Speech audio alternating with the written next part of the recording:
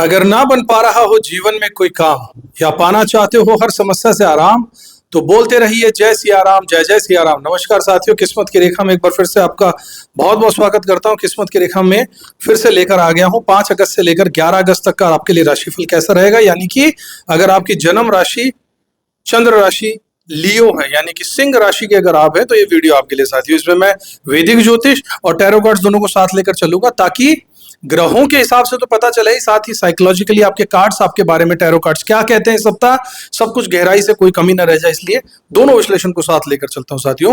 Video बहुत interesting होने वाला है, उपाय भी इसमें बताए जाएंगे, अंत तक जरूर देखिएगा। चैनल को सब्सक्राइब नहीं किया तो जरूर कर लीजिएगा, बेल आइकन भी प्रेस कर दीजिएगा साथियों। चलिए शुरुआत करते हैं आज के ज्योतिषीय सत्संग की। सबसे पहले शुरुआत करते हैं कि इस सप्ताह के कैलेंडर में आपके लिए क्या खास है।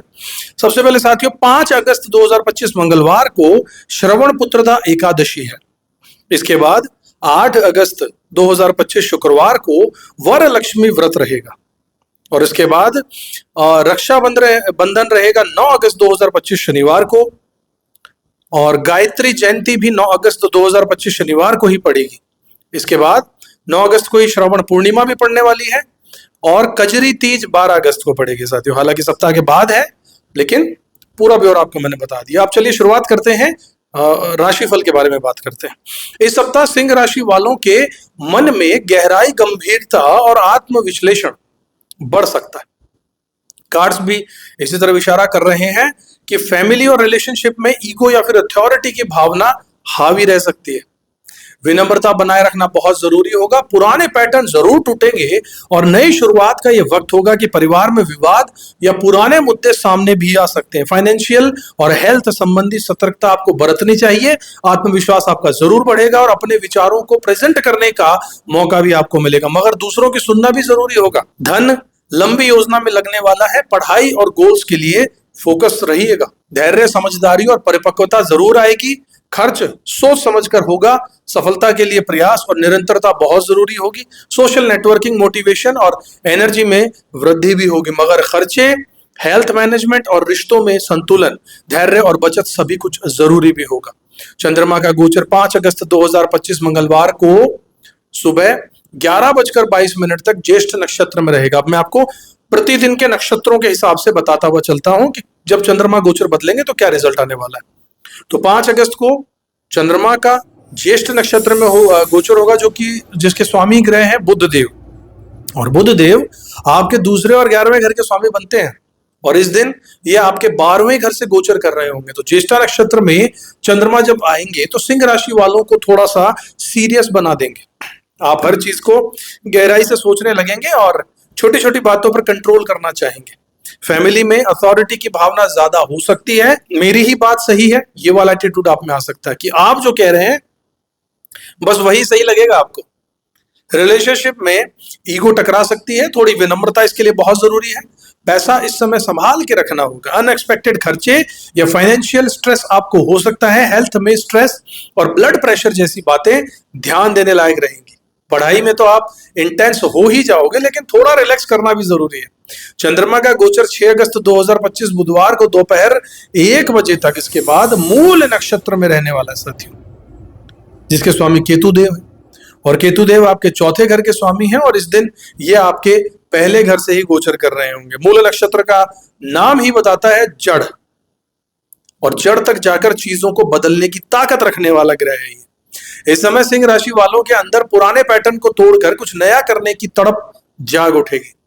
फैमिली में कुछ चीजों को लेकर विवाद भी सामने आ सकता है, जैसे कि किसी पुराने मुद्दे को फिर से उठा दिया जाए। रिश्तों में अचानक से कोई सच्चाई सामने आ सकती है, और पैसा अचानक इस दिन खर्च हो सकता है। गाड़ी, घर या किसी बड़े काम में भी लग सकता है पैसा। हेल्थ को लेकर थोड़ा सतर्क रहिएगा। कोई पुरानी समस्या वापस से आ सकती है। पढ़ाई में आप खुद को अकेले और ज्यादा सोचता हुआ महसूस कर सकते हो, लेकिन यही समय आत्ममंथन का भी होगा साथियों। इसके बाद 7 अगस्त 2025 गुरुवार को दोपहर 2 बजे तक पूर्व आषाढ़ नक्षत्र में गोचर चंद्रदेव का रहने वाला है, जिसके स्वामी शुक्रदेव हैं, और शुक्रदेव आपको तीसरे और 10वें घर के स्वामी हैं, और इस दिन वो आपके 11वें घर से गोचर कर रहे होंगे। पूर्व आषाढ़ नक्षत्र में चंद्रमा के आते ही सिंह राशि वालों के अंदर एक आत्मविश्वास की लहर दौड़ आएगी। आप अपने विचारों को बहुत स्ट्रांगली प्रेजेंट करते हैं।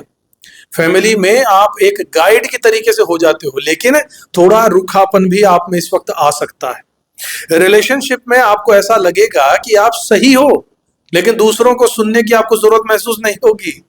ध्यान रखिएगा, पैसा किसी लॉन्ग टर्म प्लानिंग के लिए यूज हो सकता है, जैसे इन्वेस्टमेंट हो या एजुकेशन हो। हेल्थ सामान्य रहने वाली है, लेकिन ओवर एम्बिशियस होने से थोड़ी थकान हो सकती है। आप बहुत ज्यादा भाग सकते हैं, फिजूल की मेहनत ज्यादा कर सकते हैं। पढ़ाई में आप अपने गोल्स को लेकर क्लियर जरूर रहेंगे इस सप्ताह, बस डिस्ट्रैक्शन से आपको बचना होगा। साथियों, इसके बाद चंद्रदेव का गोचर 8 अगस्त यानी शुक्रवार को दोपहर 2:30 बजे तक उत्तर आषाढ़ नक्षत्र में रहेगा, जिसके स्वामी सूर्य देव होते हैं। सूर्य देव आपके पहले घर के ही स्वामी हैं और इस दिन ये आपके 12वें घर से गोचर कर रहे होंगे। जब चंद्रदेव उत्तर आषाढ़ नक्षत्र से गोचर करेंगे तो सिंह राशि वालों में धैर्य और समझदारी बढ़ जाएगी। फैमिली में किसी समस्या को धैर्य से सुलझाने का मौका जरूर मिलेगा। रिश्तों में आप ज्यादा मैच्योर और रिस्पॉन्सिबल भी बन जाएंगे। पैसा थोड़ा सोच समझ के बाद ही खर्च कीजिएगा। नए प्लान्स पर काम करना होगा। हेल्थ अच्छी रहेगी, लेकिन लंबे समय तक काम करने से थकान होगी। पढ़ाई में निरंतरता और मेहनत जरूरी है। सफलता मिलने के पूरे चांस बन जाएंगे। इसके बाद साथियों, 9 अगस्त 2025 यानी शनिवार को दोपहर 2:23 तक श्रवण नक्षत्र में गोचर चंद्रदेव का जब होगा, तो उस श्रवण नक्षत्र के स्वामी चंद्रदेव स्वयं हैं और चंद्रदेव आपके 12वें घर के स्वामी हैं और इस दिन ये आपके 5वें घर से भी गोचर कर रहे होंगे। श्रवण नक्षत्र में चंद्रमा का ये गोचर आपको बहुत ज्यादा बातूनी और सोशल बना देता है। सिंह राशि वाले दोस्तों और परिवार के बीच बातचीत और मेल जोल बढ़ जाएगा। रिलेशनशिप में समझदारी और सुनने की कला बहुत जरूरी रहेगी। यहाँ पर पैसा थोड़ा जल्दी खर्च होगा, इसलिए बजट बनाकर चलिएगा इस दिन। हेल्थ में आपके कान और आपके सर की देखभाल आपको रखनी होगी। पढ़ाई में ग्रुप स्टडी या डिस्कशन से आपको फायदा इस दिन जरूर होगा। इसके बाद साथियों, चंद्रदेव 10 अगस्त रविवार को दोपहर 1:52 लगभग 2 बजे तक धनिष्ठा नक्षत्र में रहेंगे। इसके स्वामी मंगल देव होते हैं और मंगल देव आपके 4थे और 9वें घर के स्वामी, और इस दिन ये आपके दूसरे घर से गोचर कर रहे होंगे। धनिष्ठा में चंद्रमा के आते ही आप ऊर्जा से भरपूर हो जाएंगे। कामकाज में आप जोर लगाएंगे और सफल होने की चाहत आप में बढ़ जाएगी। फैमिली में आप सबको मोटिवेट करने लगेंगे। रिलेशनशिप में एक्टिव रहना होगा, थोड़ा पेशेंस रखना भी जरूरी होगा। पैसा आएगा मगर संभल कर खर्च कीजिएगा। हेल्थ में एनर्जी अच्छी रहेगी। पढ़ाई में कंपटीशन अच्छा रहेगा, मगर ज्यादा तनाव मत लीजिएगा। इसके बाद साथियों, चंद्रदेव 11 अगस्त को यानी कि सोमवार को दोपहर 1 बजे तक शतभिषा नक्षत्र में रहेंगे। शतभिषा नक्षत्र के स्वामी राहु देव है और राहु देव आपके 7वें घर के स्वामी है और इस दिन ये आपके 7वें घर से ही गोचर कर रहे होंगे। शतभिषा में चंद्रमा का ये गोचर थोड़ा सा चिंतनशील बना देगा आपको। टेंशन बहुत ज्यादा लेंगे इस दिन आप अपने अंदर की बातों को समझने लग जाएंगे और कुछ दूर की भी सोचने लगोगे। फैमिली में थोड़ा सा डिस्टेंस बना रहेगा, लेकिन जरूरत पड़ने पर मदद भी मिलेगी। रिलेशनशिप में भावनात्मक दूरी आ सकती है, समझदारी से काम लीजिएगा। पैसा थोड़ा लाइट रहेगा, बचत पर ध्यान दीजिएगा। हेल्थ में स्ट्रेस से बचना होगा। पढ़ाई में ध्यान केंद्रित करना जरूरी होगा। साथियों, अगर अपनी जन्म कुंडली का विश्लेषण कराना चाहते हैं तो स्क्रीन पर दिए नंबर्स पर आप हमसे व्हाट्सएप के थ्रू संपर्क कर सकते हैं।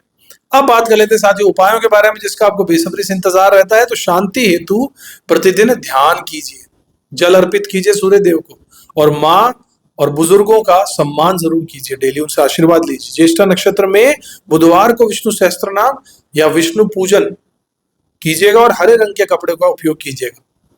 मूल नक्षत्र में शिव अथवा मां काली की उपासना कीजिए और काले और लाल कपड़े पहनिए। पूर्व आषाढ़ नक्षत्र में शुक्रवार या गुरुवार को लक्ष्मी अथवा विष्णु मंत्र जाप कीजिए।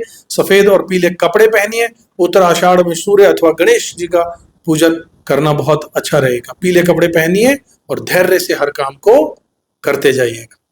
तो साथियों, ये था मेरा पूरी गहराई से सिंह राशि वालों के लिए इस सप्ताह का तारीख वाइज और नक्षत्र वाइज गहराई से भरा विश्लेषण। टैरो कार्ड से आपकी मानसिक स्थिति भी पता चली है और ग्रहों से आपकी एक्चुअल स्थिति का भी पता चलेगा। साथियों, अगर वीडियो अच्छा लगा हो तो दिल से लाइक कीजिएगा, चैनल को सब्सक्राइब कीजिएगा, बेल आइकन भी प्रेस कर दीजिएगा। अगले वीडियो में अगर फिर से मुलाकात होगी, तब तक खुश रहिएगा, अपना कर्म करते रहिएगा, ऊपर वाले का विश्वास जरूर कीजिएगा, उसका धन्यवाद जरूर कीजिएगा। जय श्री राम। किस्मत की रेखा